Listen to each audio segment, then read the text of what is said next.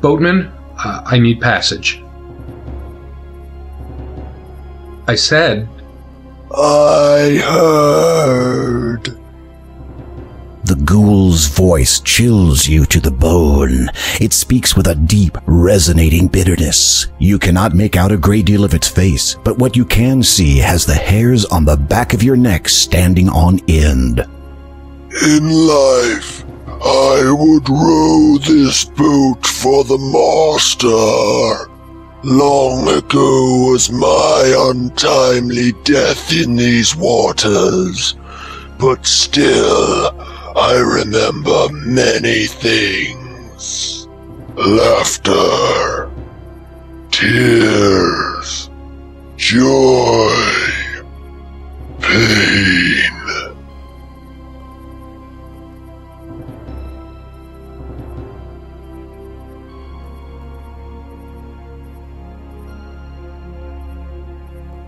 The boatman accepts your payment and motions for you to climb into the boat.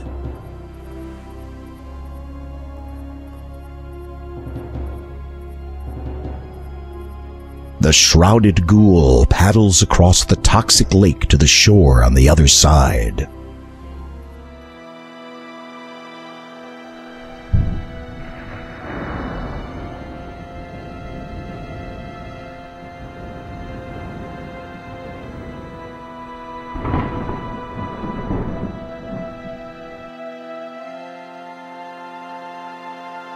After swallowing the magic sugar cube, you get a feeling of invincibility.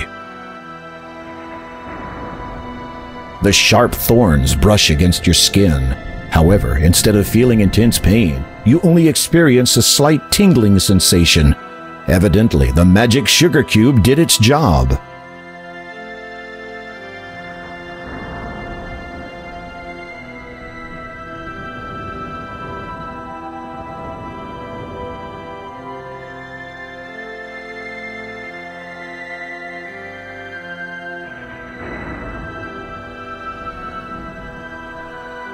As you approach the ghosts wearing the black cloak, they seem to notice you, and then begin to drift away towards the cemetery.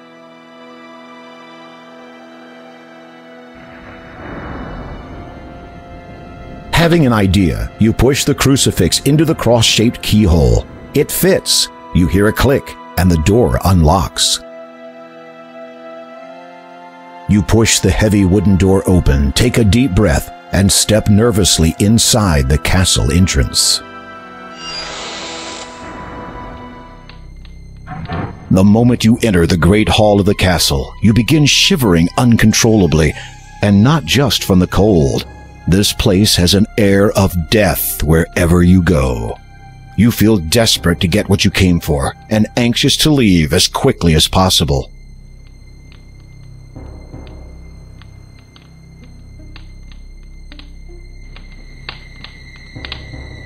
You take the shovel into your possession.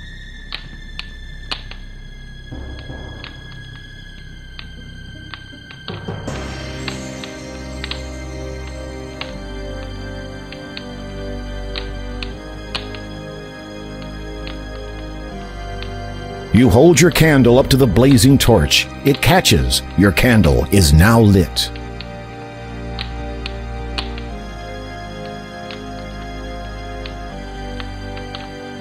Just walk. Just.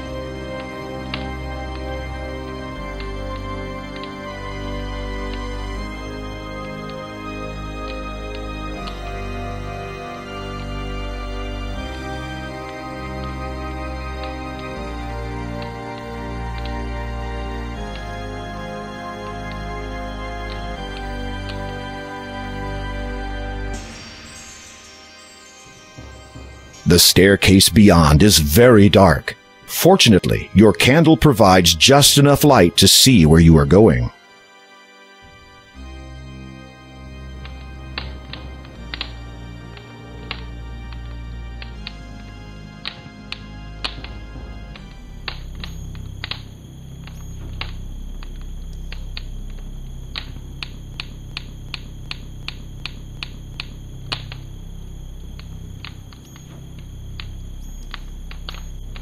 You remove the black cloak again.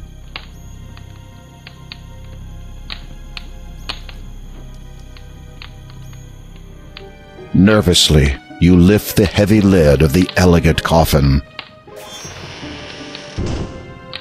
You peek into its red satin interior.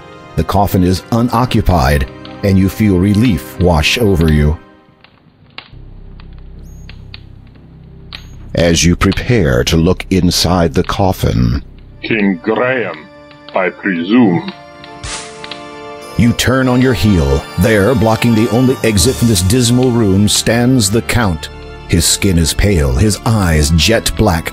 He wears a black cloak nearly identical to the one that you possess. You know me? Ah, yes indeed. Sister Hagatha alerted me to your arrival, dear king. Desperate to stall for time, you query the Count. Sister Hagatha, you say? Who is she? The Count regards you with a suspicious glare. Though I suspect you already know the answer, Hagatha is a charming mage who does as she pleases in this land. Strange. I was not aware a new ruler had been elected. Do not be foolish. Hagatha has no interest in the politics of this wretched place, nor do I, in point of fact. Death tends to diminish one's taste for power. No, at present, she is interested only in one thing, as am I, your destruction. The Count no longer... He would not see it too well from where you are. In an instant, you are flat against the wall. The Count has you pinned so well you can't move a muscle, much less put up a defense. You can feel the Count's iron-cold hand on your throat. You have barely seconds before the inevitable happens. With difficulty, you manage to loosen the ruby ring from your finger and drop it to the floor. The Count's eyes dart to it quickly, then flash angrily back to you.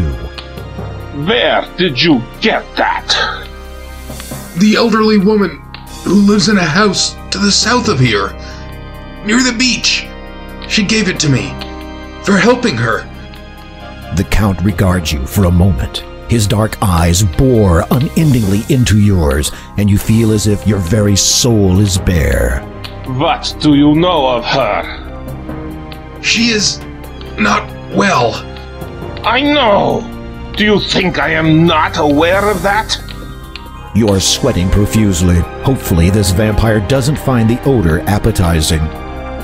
Night is the most dangerous of times for my mortal family. I have kept constant vigil over my wife for many years, so that from the darkness no harm would come to her. When her time comes, we will be together forever. I think tonight will be the night. I have seen her this very eve. I did what I could to help her, but I do not think it was enough.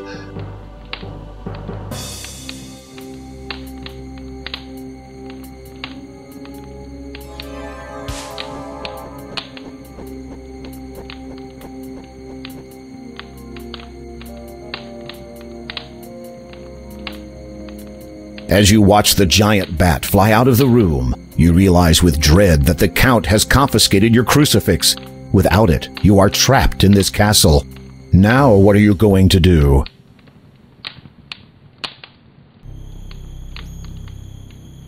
You peer into the ornate coffin. Finding it unoccupied, you see that the interior is lined with shiny red satin. At long last, you have located the final gem, the Death Gem. You breathe deeply, reach out, and take the stone in your hands. It is ice cold to the touch, but you don't care. This is the last thing you need to unlock the door of destiny. Now all you have to